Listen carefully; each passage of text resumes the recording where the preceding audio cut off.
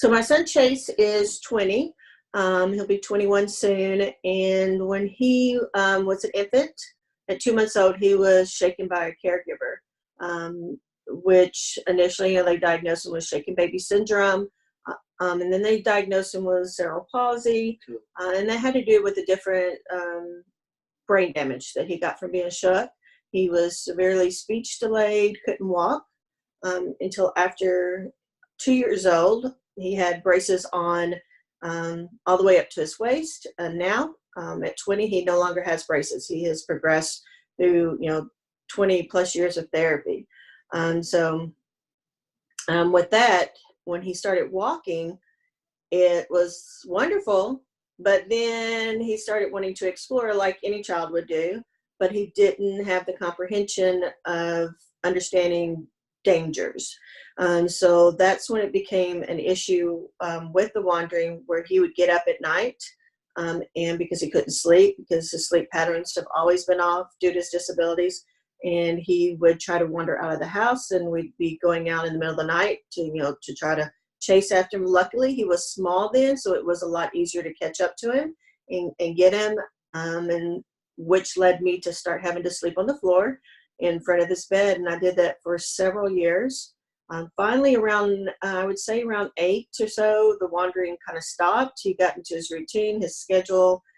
He always had a caregiver with him 24/7, so I think that helped with the wandering. But then as he got into school, and then went in activities, always had that fear, what if he wandered off? Because in school, especially field trips, they don't always keep their eye on every child. So it was always something that had high anxiety in the back of my mind.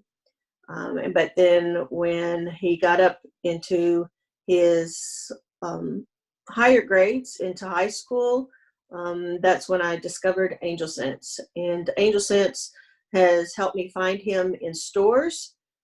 He likes to play hide and seek a lot in stores. He just thinks it's funny. He's not trying to be mean or anything. He just thinks it's funny. And he'll kind of giggle, but with him being nonverbal, he doesn't answer me. So I like to use the AngelSense if he wanders off to do that. Show my location, and actually will give me a dotted line within the boundary so I can see which way to go instead of being so fearful. Is he out the front door of the store? Is he out the back door? Does someone have him in the restroom?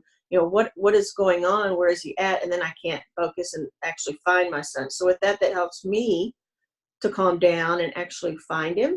And of course, since he doesn't respond to me, I could set off the alarm, or I could do the two-way voice where I could speak over the device and call his name, Chase. And even though he doesn't hear me, I'm hearing my voice.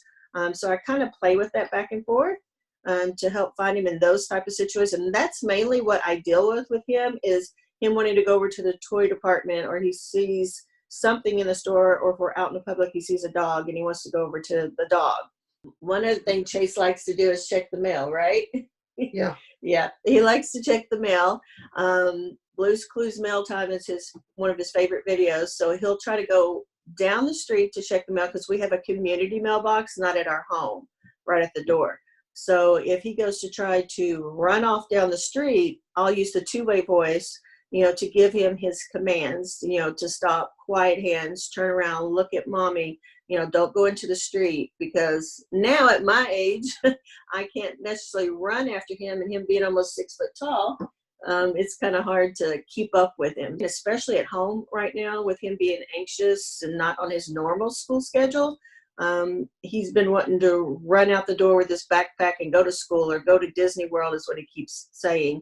And so, having that on him, even at home during this time, even though we're confined in the home, it helps in that type of situation. When he goes to take off, then I can give him commands over the device, and then, of course, ultimately track him if it ever got to that point.